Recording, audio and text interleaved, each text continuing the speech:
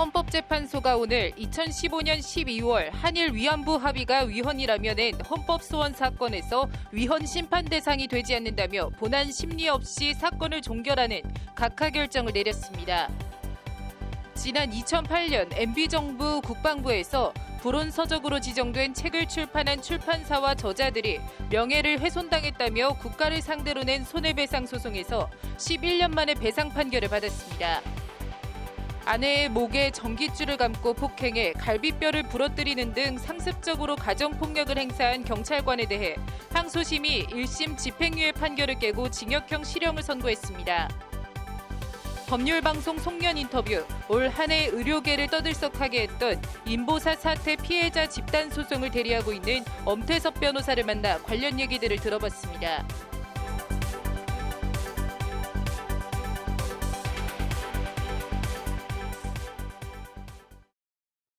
12월 27일 법률방송 로투데이 시작하겠습니다. 첫 소식입니다. 헌법재판소가 오늘 2015년 박근혜 정부와 일본 정부 사이에 체결된 한일 위안부 합의 위헌 심판에서 각하 결정을 내렸습니다. 각하는 소송 요건을 갖추지 못해 본안 판단을 하지 않고 사건을 종결하는 것을 말합니다. 피해 할머니들과 헌법소원을 낸 민변은 헌재 결정 직후 기자회견을 열고 헌재 결정에 대한 강한 아쉬움을 토로했습니다. 유재관 기자입니다. 헌법재판소가 일본군 위안부 피해자 29명과 피해자 유족, 가족 12명이 한일 위안부 합의는 위헌이라며 낸 헌법소원 사건에서 재판관 전원 일치 의견으로 각하 결정을 내렸습니다. 헌재는 한일 위안부 합의는 헌법소원 심판의 대상이 되지 않는다며 이같이 결정했습니다. 앞서 박근혜 정부는 지난 2015년 12월 위안부 피해자를 위한 재단 설립 기금에 일본 정부가 10억 엔을 지원하는 내용 등이 포함된 한일 위안부 합의 사실을 발표했습니다. 하지만 합의문에 위안부 문제가 최종적 및 불가역적으로 해결 문구 등이 포함된 사실이 알려지면서 10억 엔의 위안부 문제를 팔았다는 거센 비난이 쏟아졌습니다.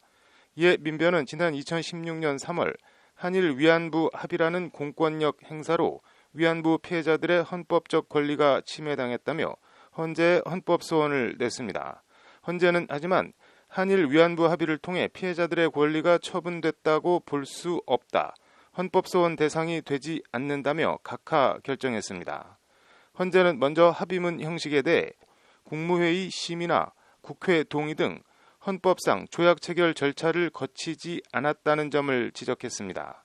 헌재는 이에 해당 합의는 외교적 협의 과정에서 정치적 합의이며 외교정책 판단이다. 이에 대한 평가는 정치 영역에 속한다고 한일 위안부 합의의 성격을 규정했습니다. 이 사건 합의가 일본군 위안부 피해자 법적 지위에 영향을 미친다고 볼 수 없어 청구권 등 기본권 침해 가능성이 있다고 보기 어렵다는 게 헌재 재판관 전원의 일치된 견해입니다. 한일 위안부 합의의 법적 구속력 자체가 없는 만큼 피해자들의 재산권 등 법적 기본권을 침해받을 가능성이 없어 헌법소원 심판 대상이 되지 않는다는 취지의 결정입니다. 헌법소원을 낸 민변은 다른 조치들을 취할 수 있는지 더 찾아보겠다면서도 헌재 각하 결정에 강한 아쉬움을 나타냈습니다. 일단 우선 저희가 드는 생각은 많은 어르신들이 받았던 상처들 이런 부분들을 좀 더 어루만져 줄 수 있는 그런 기회가 될 수 있었는데 그 부분을 갖다가 제대로 헌재가 다 하지 못해준 게 아닌가 하는 아쉬움이 있습니다. 외교부는 헌재 결정을 존중한다며 정부는 일본군 위안부 피해자들의 명예, 존엄 회복 및 상처 치유를 위해 가능한 노력을 지속해 나갈 것이라는 입장을 밝혔습니다. 일본 정부는 헌재 결정을 앞두고 오늘 스가 요시히데 관방장관이 기자회견을 통해 위안부 문제에 대해선 2015년 한일 간 합의에서 최종적이고 불가역적인 해결을 양국이 거듭 확인했다고 강조했습니다. 법률방송 뉴스 유재광입니다. 이명박 정부 시절인 지난 2008년 국방부로부터 불온서적이라는 낙인이 찍힌 책을 출판한 출판사와 저자들이 국가를 상대로 낸 소송에서 11년 만에 국가배상 판결을 받았습니다. 앵커 브리핑입니다. 허영철의 역사는 한 번도 나를 비껴가지 않았다. 한홍국의 대한민국사. 김진숙의 소금꽃나무, 지난 2008년 국방부가 영내 반입 금지와 재거를 지시한 23권의 불온서적 명단에 포함된 책 제목들입니다. 불온서적 명단은 신자유주의 비판 명저로 전 세계 20여 개 나라에서 출판된 영국 케임브리지대 장하준 교수의 나쁜 사마리아인들 같은 책들도 포함됐습니다. 국방부는 당시 불온서적 무단 반입 시 장병의 정신전력에 저해 요소가 될 수 있어 수거를 지시하니 적극 시행하라는 지시를 일선 부대에 하달했습니다. 이에 나는 파리의 택시 운전사로 유명한 홍세화 씨나 여성 최초의 용접공이라는 타이틀을 갖고 있는 민주노총 지도위원 출신 김진숙 씨 등 저자와 후마니타스, 보리 등 출판사가 국가를 상대로 표현의 자유 침해와 명예훼손 등을 사유로 손해배상 소송을 냈습니다. 1, 2심은 하지만 원고들의 청구를 기각하고 원고 패소로 판결했습니다. 대법원은 하지만 국방부 손을 들어준 원심 판결을 깨고 재판을 다시 하라고 사건을 서울고법으로 돌려보냈습니다. 이 책들은 국가존립안전과 자유민주주의 체제를 해치는 책으로 볼 수 없고 오히려 사회 일반에서 양질의 교양도서로 받아들여지는 책들이 포함되어 있다는 게 대법원 지적입니다. 파기환송심 재판부인 서울고법 민사 8부는 오늘 출판사와 저자 일부에게 각 200만 원에서 500만 원을 배상하라며 원고 일부 승소로 판결했습니다. 관련 서적들은 양질의 교양 학술도서로 평가받는다. 충분한 심사를 거치지 않은 채 불온서적으로 지정해 군대 내 반입을 금지한 부분은 표현의 자유 등을 침해한 것이다라는 게 재판부 판시입니다. 불온, 사전적으론 사상이나 태도 따위가 통치 권력이나 체제에 순응하지 않고 맞서는 성질이 있음 정도의 뜻입니다.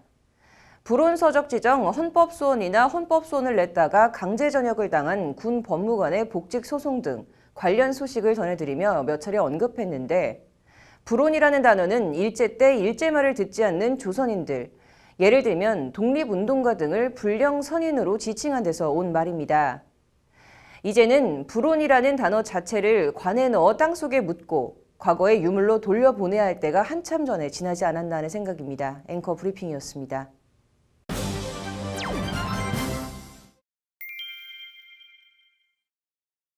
올 한해 의료계를 떠들썩하게 했던 관절염 치료제 성분 변경 인보사 사태와 관련해 코오롱 생명과학 이우석 대표에 대한 구속영장 실질심사가 오늘 서울중앙지법에서 열렸습니다.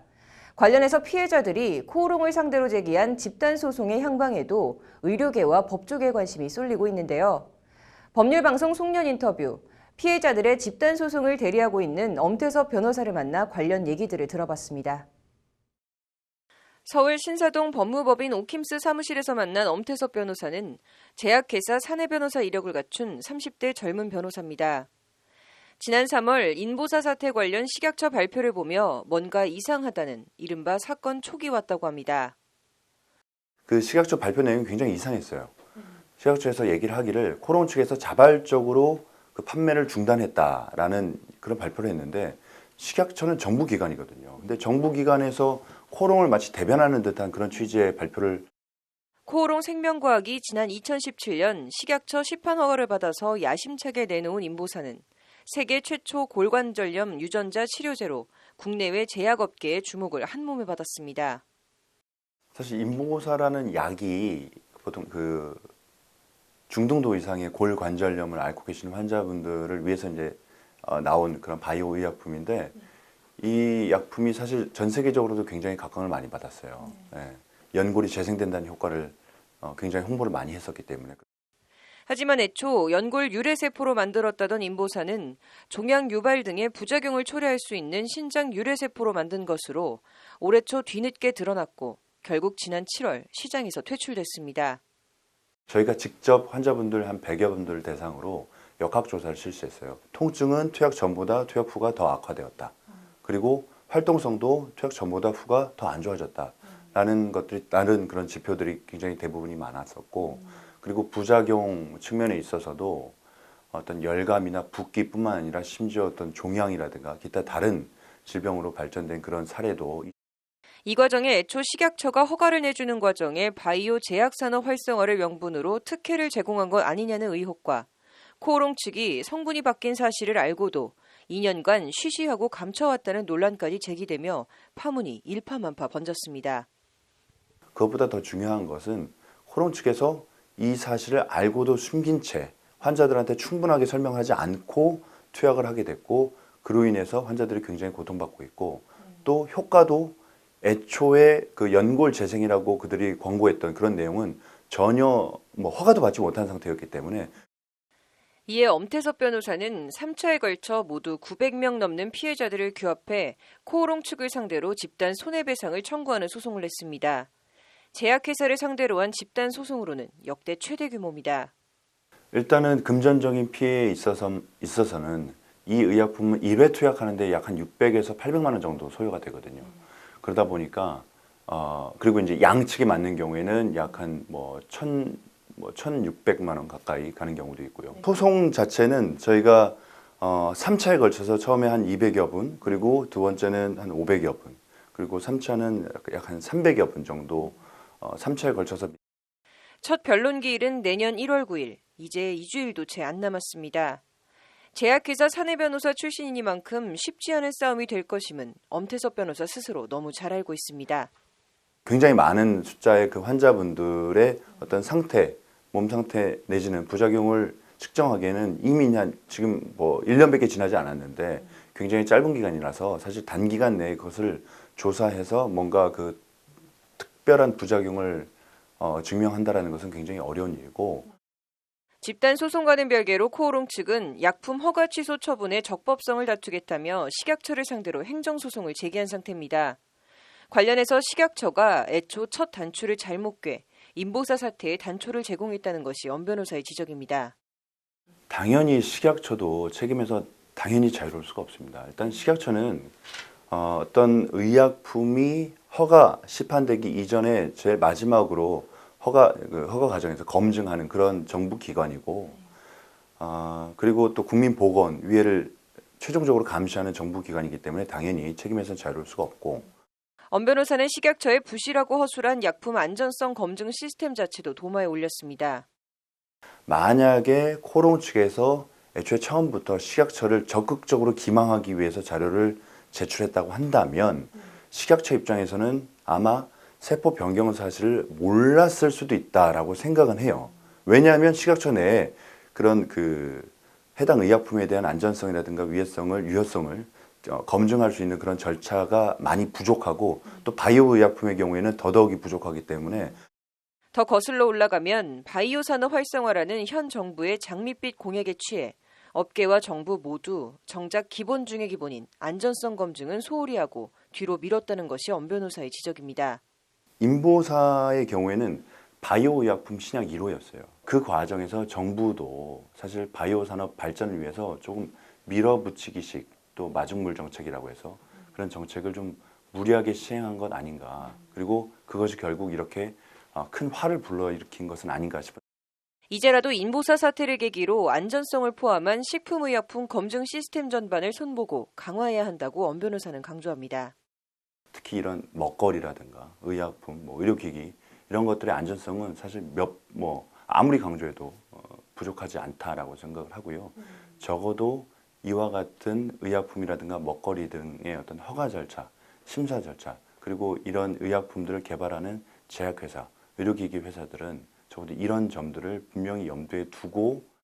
제약회사 사내 변호사 출신으로 사상 최대 규모의 제약회사 상대 소송 대리인으로 엄 변호사는 의료소송의 경우 피해자들의 입증 책임을 지금보다 훨씬 경감시켜줄 필요가 있다고 거듭 강조합니다.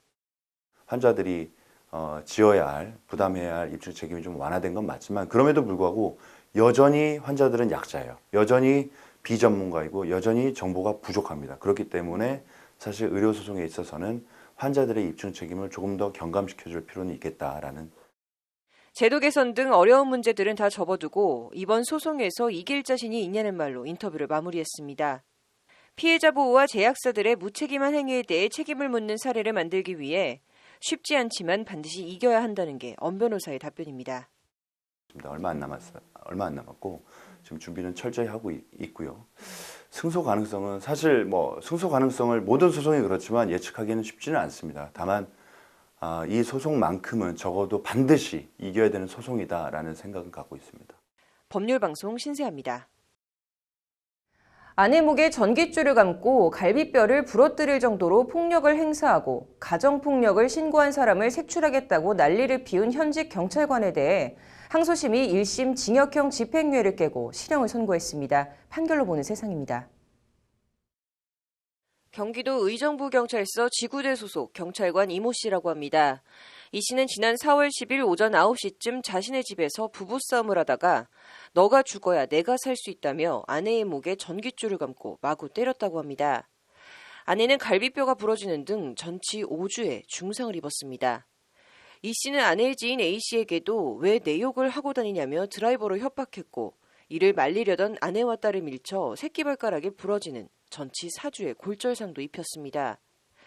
이 씨는 지난 5월 29일에는 무슨 이유에선지 자신의 집에서 극단적인 선택을 하려 했는데 가족들이 이를 발견하고 만류하는 가족들을 또 폭행했습니다. 동네 주민이 이런 사실을 신고하자 이 씨는 신고자를 색출한다며 경찰서 사무실에서 신고자의 전화번호를 찍어 이를 가족들에게 보냈습니다. 6월에는 자신의 집 거실에 옷을 쌓아두고 불을 지르려고 하는 등 상식적으로 이해하기 힘든 폭력적 성향을 보였다고 합니다. 결국 특가법상 특수상해와 특수협박 등 6개 혐의로 재판에 넘겨진 이 씨는 1심에서 징역 2년에 집행유예 3년을 선고받았습니다. 재판부는 다만 피고인이 피해자와의 갈등으로 여러 차례 극단적인 선택을 시도하며 상당 기간 정신적으로 고통을 겪은 점을 참작했다고 집행유예 양형 사유를 밝혔습니다. 이 씨는 판결에 불복해 항소했습니다. 항소심은 그러나 피해자들이 엄벌을 원하고 있다며 1심 집행유예를 파기하고 징역 8개월의 실형을 선고했습니다. 2심 재판부는 가정폭력에 지친 피해자들이 구금 등의 엄벌을 원하고 있다며 이같이 선고했습니다. 아내를 때리는 건 둘째치고 집에 불을 지르려 하고 자신은 물론 가족들에게도 극단적인 선택을 강요한 걸 보면 이 씨의 정신 상태가 극도로 불안정해 보입니다. 하루하루가 불안하다 못해 지옥이었을 가족들을 생각해서 적극적으로 치료를 받아보는 게 어떨까 합니다. 판결로 보는 세상이었습니다. 오늘 준비한 소식 여기까지입니다. 시청해주신 여러분 고맙습니다.